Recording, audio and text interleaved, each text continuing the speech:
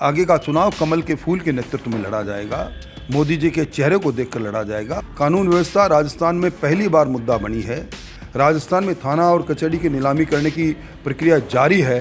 हर MLA और कांग्रेस का नेता अपने आप को मिनी मुख्यमंत्री कह रहे हैं। धज्जियां उड़ रही है कानून की और नशे के व्यापार के पीछे संरक्षण के रूप में राजनेता खड़े हैं। राजस्थान चूरू के विधायक व उपनेता प्रतिपक्ष राजेंद्र राठौड़ हनुमानगढ़ पधारे हमारे साथ मौजूद हैं, इनसे बातचीत कर लेंगे। राजेंद्र जी, सबसे बड़ी बात तो जो पेट्रोल डीजल का वेट है रात्रि को कम किया, क्या कहेंगे? राज्य सरकार ने जब 25 प्रदेशों ने पेट्रोल और डीजल में अपना वेट कम किया, केंद्र सरकार के पेट्रोल और डीजल पर एक्साइज ड्यूटी कम करने के पश्चात देश के अंदर राजस्थान सबसे बाद में पेट्रोल और डीजल पर वेट कम करने वाला है। परंतु आज भी ऊंट के मुंह में जीरे के समान है।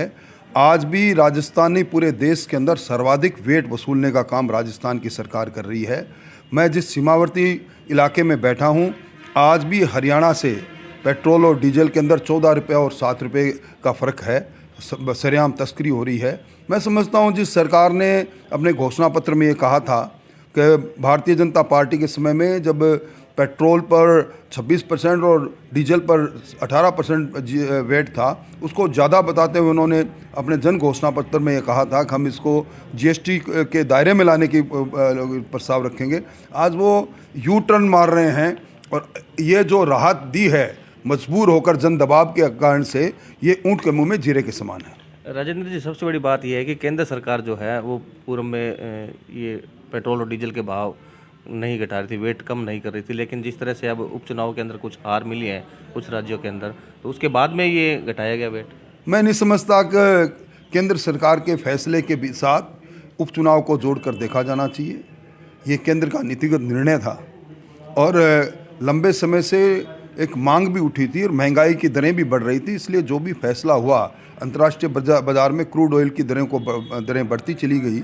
इस कारण से पहले पेट्रोल और डीजल की दरों में वृद्धि हुई, पर फिर उसके बाद प्रधानमंत्री जी ने इसको कम किया। और मैं उम्मीद करता हूं कि केंद्र सरकार ने जो 10 रुपये डीजल पर और 5 रुपये पेट्रोल पर कमी की है एक्साइज ड्यूटी में, उसको और कम करेंगे। जीएसटी को लेकर राजस्थान सरकार सवाल उठाए थे कि जीएसटी का पैसा है केंद्र सरकार नहीं दे रही है, उसके बाद बार बार में गहलोत सरकार बोल रही थी। जीएसटी कंपनसेशन के लिए जब जीएसटी लागू हुआ था तो 3 वर्ष तक जो जीएसटी के कलेक्शन में कंपनसेशन है उसका एक फार्मूला तय हुआ था।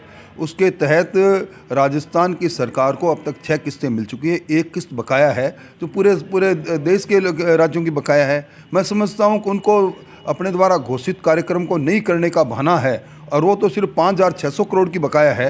इसलिए ये कोई ऐसी बात नहीं, जिसमें ये तो एक निरंतरता से चलने वाली क्रिया प्रक्रिया है जिसके तहत राज्यों के को दे राशि निश्चित तौर पर कई बार केंद्र के अंदर कुछ महीनों में विलंब से आती है, परंतु प्रक्रियात्मक बात है।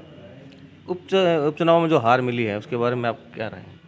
उपचुनाव और आम चुनाव दोनों में बहुत फ़र्क है।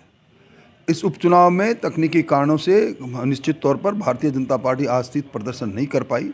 हम इसको स्वीकार करते हैं, हार को भी स्वीकार करते हैं। परंतु जिस प्रकार का बेजा इस्तेमाल सरकारी मशीनरी का किया गया, दरियावद उपचुनाव का मैं प्रभारी था, कोई ऐसा सरपंच नहीं था जिसको वीडियो के सामने बुलाकर ये उससे कमिटमेंट नहीं लिया गया था कि अगर तुम्हारी ग्राम पंचायत में कांग्रेस आगे नहीं गई तो तुम्हारे सारे काम बंद कर देंगे, तुम्हारी जांच कर देंगे। कोई ऐसा टीचर नहीं बचा जिसको ये धमकी नहीं दी गई हो कि तुम इस इलाके से जाकर उस इलाके में चले जाओगे। आओ जिस इलाके के अंदर तुम अपने इलाके को नक्शे पर ही देखोगे। एक तरह से सरकारी मशीनरी का जमकर दुरुपयोग किया। इस कारण से उपचुनाव में कांग्रेस की जीत हुई। आपके कार्यकर्ताओं द्वारा कहा जा रहा है कि वसुंधरा को दरकिनार किया गया है, इसका खामियाजा भुगतना पड़ा है। ऐसी कोई बात नहीं। भारतीय जनता पार्टी संगठनात्मक दृष्टि से आगे बढ़ती है। वसुंधरा जी पूर्व मुख्यमंत्री है, हमारी नेता है, इसलिए उनकी खुद की पारिवारिक परेशानी है। उनकी पुत्रवधू गंभीर रूप से बीमार है, इसलिए राजनीतिक रूप से वो इन उपचुनावों के अंदर सक्रिय रूप से आ नहीं पाई। इसको उस दृष्टि से देखा जाना उचित नहीं। तो क्या आगे का जो चुनाव लड़ा जाएगा वसुंधरा जी के नेतृत्व में लड़ा जाएगा? आगे का चुनाव कमल के फूल के नेतृत्व में लड़ा जाएगा। मोदी जी के चेहरे को देखकर लड़ा जाएगा। उसके बाद संसदीय बोर्ड तय करेगा कौन राजस्थान की अगुवाई करेगा, कौन नहीं करेगा। यह भविष्य की बात है, अभी बहुत समय। राजेंद्र जी, हनुमानगढ़ की बात करें तो आपकी सरकार के दौरान 283 करोड़ की एक पेयजल योजना यहाँ लाई गई थी। यहाँ डिग्गियों की खुदाई भी हो चुकी थी, लेकिन अब वो सरकार जैसे ही बदली उसके बाद में वो काम भी बंद हो गया। तो आम जनता को तो परेशानी हो ही रही है। ये सरकार का एक तरह से ऐसा दृष्टिकोण है जिस पर मैं समझता हूं कि जनता के साथ एक तरह से अन्याय है और यहाँ के स्थानीय विधायक की कमजोरियां हैं। पैसा सरकार के खजाने से योजनाओं के लिए मंजूर होता है। सरकारें बदलती है, सरकार का नाम बदलता है, पर सरकार नहीं बदलती। ये इस प्रकार के दुर्भावनापूर्ण से 283 करोड़ की योजना को बंद करना हनुमानगढ़ के लोगों के साथ अन्याय है। मेडिकल कॉलेज की बात करें, अभी मोदी जी ने उसका वर्चुअल उद्घाटन भी किया था, लेकिन यहाँ स्थानीय मुद्दों की बात करें तो लोग मांग कर रहे हैं कि जो हनुमानगढ़ टाउन का राजकीय चिकित्सालय था उसे हनुमानगढ़ जंक्शन में मेडिकल कॉलेज के पास ले जाया जा रहा है, उसका विरोध भी चल रहा है। तो इस परिप्रेक्ष्य में आप क्या कहना चाहेंगे? मेडिकल कॉलेज किसी शहर का नहीं बल्कि पूरे ज़िले का है। तो मेडिकल कॉलेज के साथ अब तक जहाँ भी मेडिकल कॉलेज खुले हैं, डिस्ट्रिक्ट हॉस्पिटल को अपग्रेड करने का काम भी हुआ है। और जो बिल्कुल नई फैकल्टी आती है जिसका पहले डिस्ट्रिक्ट हॉस्पिटल में नहीं होती है, उसको निश्चित तौर पर मेडिकल कॉलेज के साथ वहाँ उस फैकल्टी को बनाया जाता है। चूरू मॉडल भी यही था, परंतु यहाँ पूरे हॉस्पिटल को शिफ्ट करने की बात है। इसके बारे में तो यहाँ के प्रतिनिधियों को सोचना चाहिए। सरकारी धान की खरीद का मुद्दा काफ़ी उठा था, किसानों के विवाद भी हुए थे, लाठीचार्ज भी यहाँ हो गए थे, और उसके बाद में केंद्र सरकार मंजूरी दी। मानते नहीं आप देर कर दी उसके अंदर? देखिए, धान की खरीद हो या अन्य अनाज की खरीद हो, प्रस्ताव राजस्थान की सरकार की तरफ से जाते हैं। हैंडलिंग एजेंट भी हमारे राजस्थान की सरकार द्वारा तय किया गया होता है। अगर वो विलम्ब से प्रस्ताव भेजेंगे तो विलम्ब से होगा। परंतु मैं ये कह सकता हूँ कि जो मोदी जी ने कहा था 2024 तक किसान की आमदनी दुगना करेंगे, आज किसान को पिछले सीजन के बनस्पत लगभग 1.5 गुना ज़्यादा MSP के दाम मिल रहे हैं। इसलिए वो भुगदी की तरफ और किसान एक तरह से खुशहाली की ओर आगे बढ़ रहा है। कानून व्यवस्था की ओर बात करें गहलोत सरकार की, तो क्या कहेंगे आप?